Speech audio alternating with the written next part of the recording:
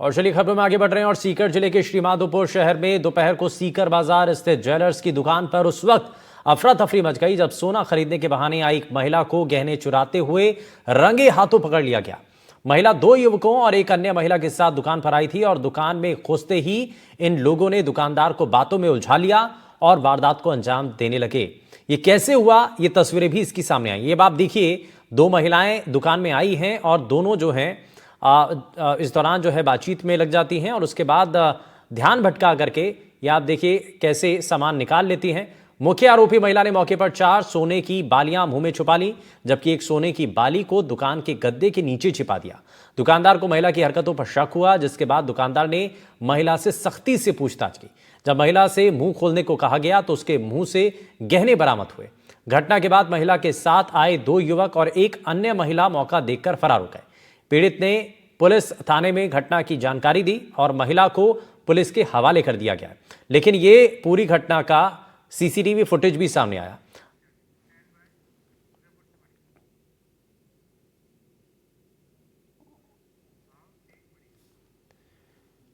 और अवैध बजरी खनन के खिलाफ उदयपुर पुलिस ने कार्रवाई की है और पुलिस ने अटाटिया पंचायत के देवड़ावास गांव में दबिश दी है। नदी से निकाला हुआ बजरी का स्टॉक जब्त कर लिया है। करीबन 25 ट्रॉली बजरी को जब्त कर लिया गया।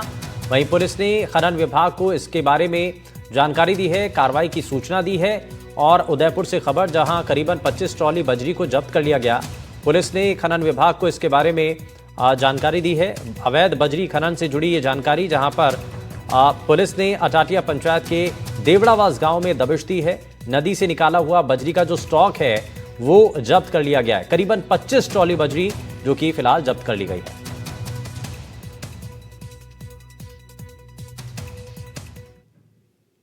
और जैसलमेर से बड़ी खबर है, जहां हाई टेंशन तारों की चपेट में आने से ऊंट की मौत हो गई है।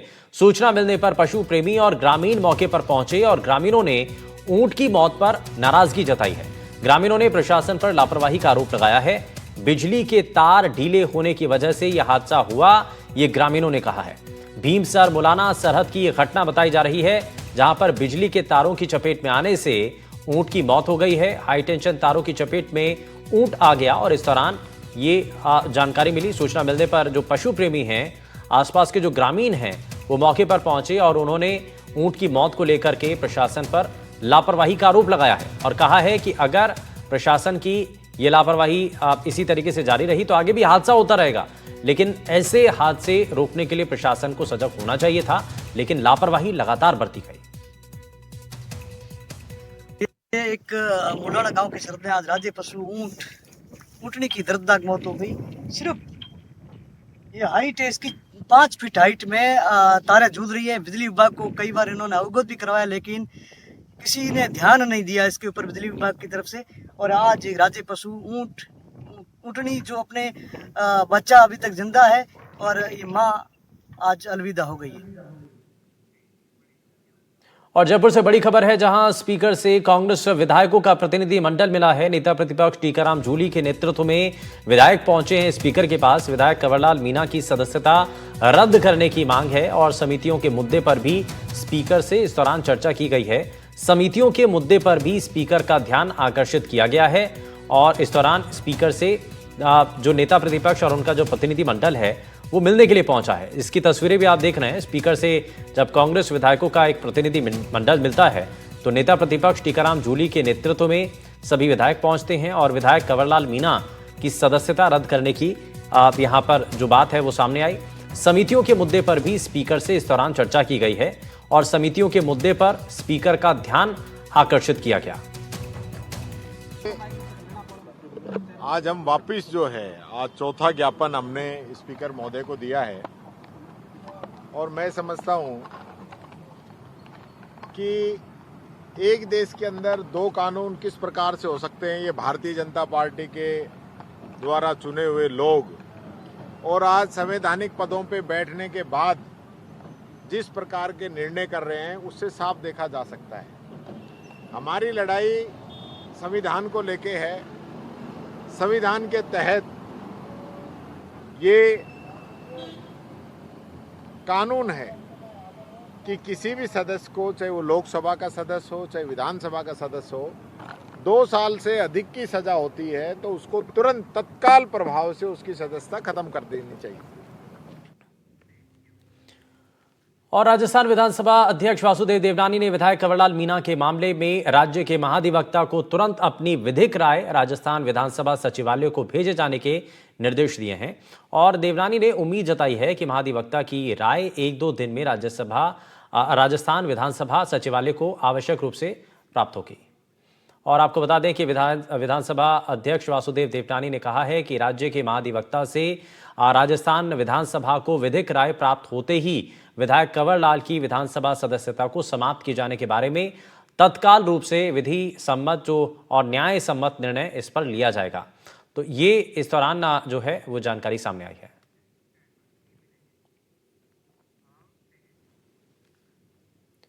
और जयपुर से खबर है, जहां राज्यपाल हरिभाऊ बागड़े से मंगलवार को राजभवन में विधानसभा अध्यक्ष वासुदेव देवनानी ने मुलाकात की है। और इस दौरान उन्होंने राज्यपाल को साल प्रतिपदा पर प्रकाशित नववर्ष की डायरी भेंट की है।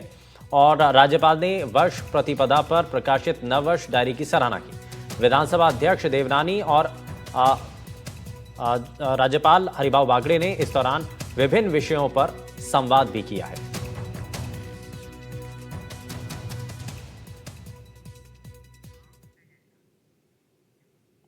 राजस्थान इंटरनेशनल सेंटर जयपुर में मीडिया से बातचीत के दौरान कांग्रेस नेता सचिन पायलट ने प्रधानमंत्री नरेंद्र मोदी के प्रस्तावित बीकानेर दौरे पर सवाल उठाए हैं।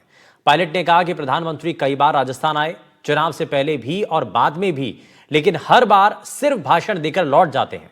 राजस्थान को कोई ठोस घोषणा नहीं मिलती है।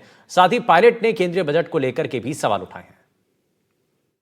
इसमें तो वो कई बार आ चुके हैं, चुनाव से पहले भी आए थे प्रधानमंत्री जी, उसके बाद भी आए हैं, बहुत सारे वादे किए थे। और इस बार तो कम जीते हैं भाजपा के सांसद, लेकिन पिछली बार सारे के सारे जीते थे। जब बजट पढ़ा जाता है तो कान तरस जाते हैं राजस्थान का नाम सुनने के लिए। वित्त मंत्री महोदय जब 3-3 घंटे भाषण देती हैं तो राजस्थान का जिक्र नहीं होता, कोई सेंट्रल फंडिंग नहीं आ रही, कोई स्पेशल पैकेज नहीं मिलता। तो मुझे लगता है कि सिर्फ आकर भाषण देना अच्छी बात है, उनका स्वागत है, प्रधानमंत्री क्यों नहीं आएंगे, लेकिन जब आएँ तो राजस्थान के लिए कुछ बड़ी घोषणा भी करनी चाहिए। और खासकर जो राष्ट्रीय परियोजना घोषणा उन्होंने की थी बनाने के लिए, ERCP को अजमेर में की थी मुझे याद है, तो उस पर तो अमल करना चाहिए। अब सिर्फ हस्ताक्षर कर दिए, वो MOU आज तक देखा नहीं हम लोगों ने, MOU है कैसा। लेकिन जो फंडिंग की बात है 90% फंडिंग वो केंद्र सरकार को करनी चाहिए।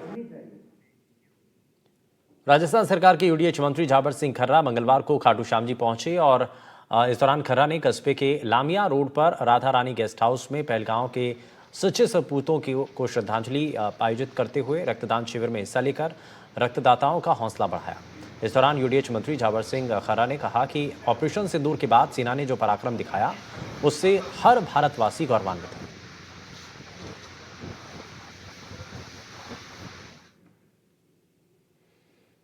और सीकर झुंझुनू जिले की जिला स्तरीय समीक्षा बैठक का आयोजन किया गया। मुख्य सचिव सुधांश पंत इसमें शामिल हुए। बैठक में मुख्य सचिव ने कहा कि आमजन को त्वरित राहत देकर गुड गवर्नेंस के संकल्प को साकार करना है। उन्होंने कहा कि मुख्यमंत्री भजनलाल शर्मा के नेतृत्व में राजस्थान सरकार पारदर्शी, उत्तरदायी और संवेदनशील शासन के लिए कटिबद्ध है। उन्होंने साफ किया है कि सुशासन सरकार की सर्वोच्च प्राथमिकता है और इस तरफ किसी भी स्तर पर लापरवाही बर्दाश्त नहीं होगी।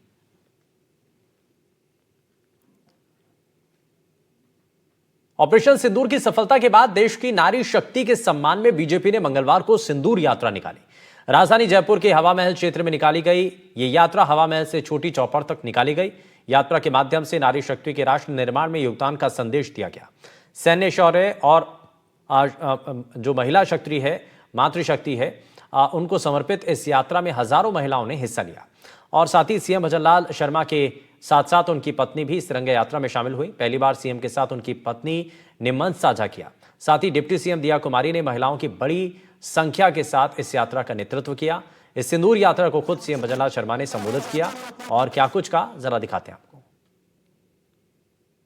देश के अंदर जो राष्ट्रीयता की भावना और जो जिस तरह से उन्होंने हमला किया था उसमें देश का जोश, देश का भाव और उनके भाव की कल्पना जो प्रधानमंत्री जी ने पूरा करने का काम किया वो ऐसा नहीं है। वो लगातार 2014 के बाद देश के अंदर जो भी इस तरह की घटना हुई है, प्रधानमंत्री जी ने सीधा जवाब देने का काम किया है। चाहे पुरी की घटना हो या पुलवामा की या पहलगांव की हो, ईद का जवाब पत्थर से देने का काम देश के यशस्वी प्रधानमंत्री जी ने किया है। अंत में मैं हमारे सेना के उन सभी सैनिकों को जिन्होंने मात्र भूमि के लिए अपने आप को न्यौछावर कर दिया, मैं आज के इस सिंदूर यात्रा के माध्यम से उनको श्रद्धा सुमन अर्पित करता हूं और मैं उनको नमन करता हूं, उनको प्रणाम करता हूं। आपसे इतना ही निवेदन करना चाहता हूं, ऐसे आतंकवादियों को और आतताइयों को सबक सिखाने के लिए हमारा भारत, अखंड भारत पूरी तरह से एकजुट रहते हुए हम उनको इसी तरह से सबक सिखाएंगे। अगर आगे उनको ये भी महसूस हो गया कि भारत से कोई जीतने वाला नहीं है, ये सीधा सीधा संदेश उनके पास है। और सीएम ने मानसरोवर में भी तिरंगा यात्रा में हिस्सा लिया, जहां सीएम ने तिरंगा यात्रा का नेतृत्व किया और सेना के ऑपरेशन सिंदूर की सराहना की।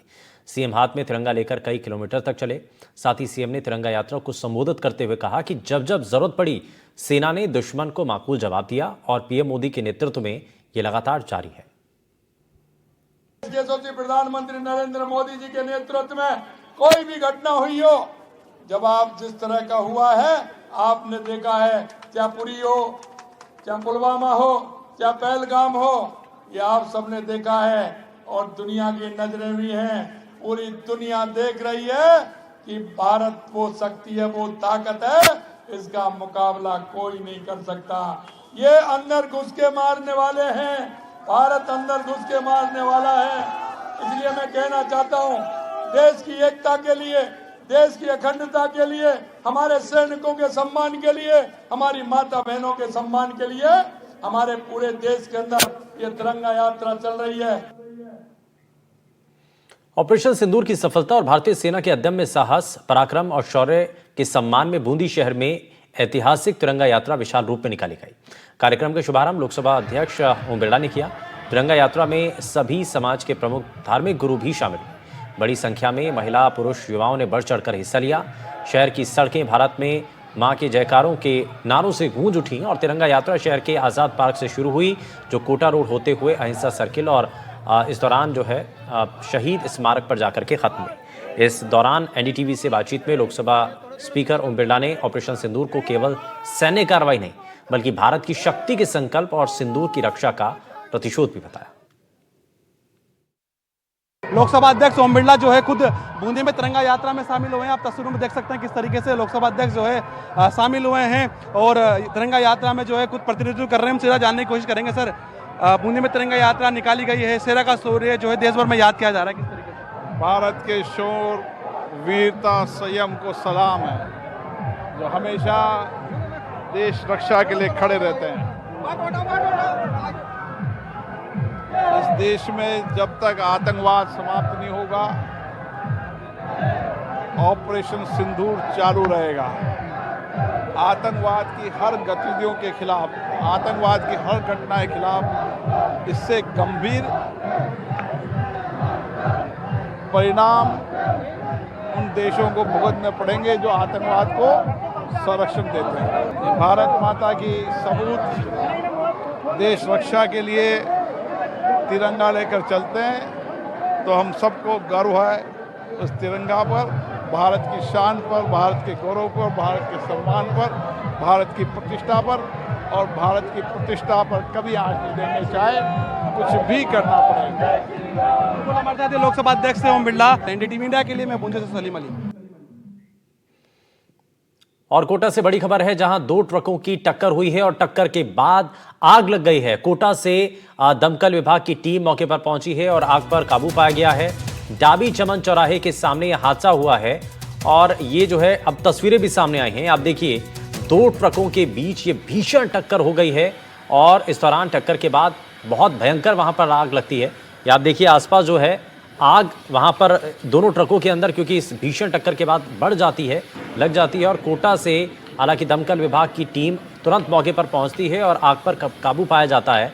डाबी चमन चौराहे के सामने यह हादसा हुआ है, लेकिन जिस वक्त यह हादसा हुआ, ये भीषण टक्कर होती है और दो ट्रकों की ये टक्कर हुई है। और इस टक्कर के बाद, भीषण आग के बाद, सड़क पर आप तस्वीरें जो हैं वो आप देख पाएंगे और इन तस्वीरों को देख करके अंदाज़ा लगा सकते हैं कि कितनी भीषण ये टक्कर हुई है। और दरअसल इसके बाद जो है कोटा से दमकल विभाग की टीम को बुलाया जाता है और आग पर काबू पाया जाता है टीम के द्वारा। लेकिन ये उस वक्त की तस्वीरें हैं जब आग जो है इस ट्रकों में लगी हुई थी और उसके बाद जो है सड़क पर आप देखिए कि कैसे आग की लपटें वहाँ पर दिखाई दे रही हैं। आग अलग अलग जगह पर दिखाई दे रही है लगी हुई। डाबी चमन चौराहे के पास ये हादसा हुआ है जहाँ पर ट्रक के बीच ये टक्कर हुई है। 2 ट्रकों की टक्कर है और टक्कर के बाद आग इसके मेस में लगती है और आप देखिए सड़क पर क्या स्थिति बन जाती है।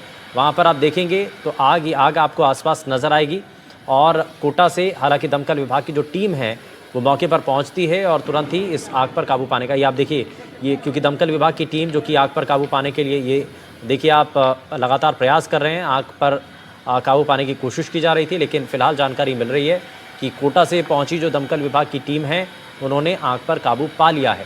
डाबी चमन चौराहे के सामने ये हादसा हुआ है जिसकी तस्वीरें अब सामने आई हैं।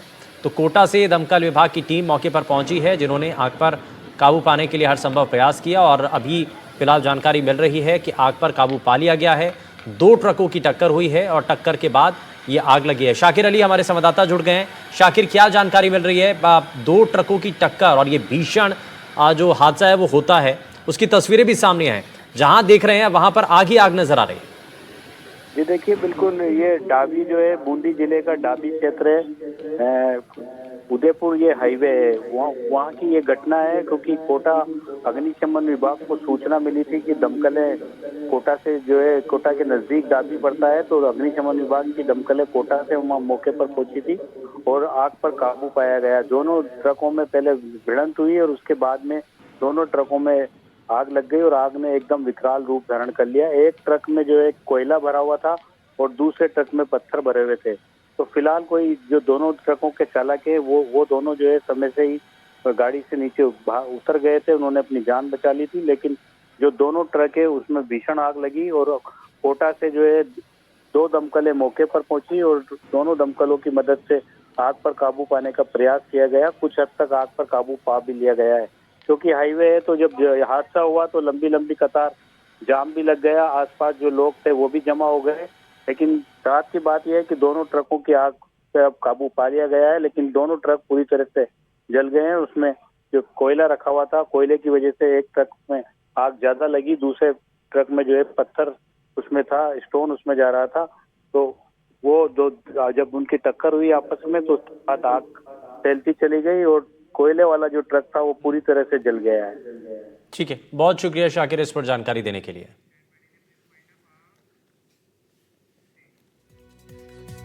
और यहाँ रुकने एक छोटे से ब्रेक के लिए आप कहीं मत जाएगा, बने रहिए एनडीटीवी राजस्थान के साथ। नमस्कार।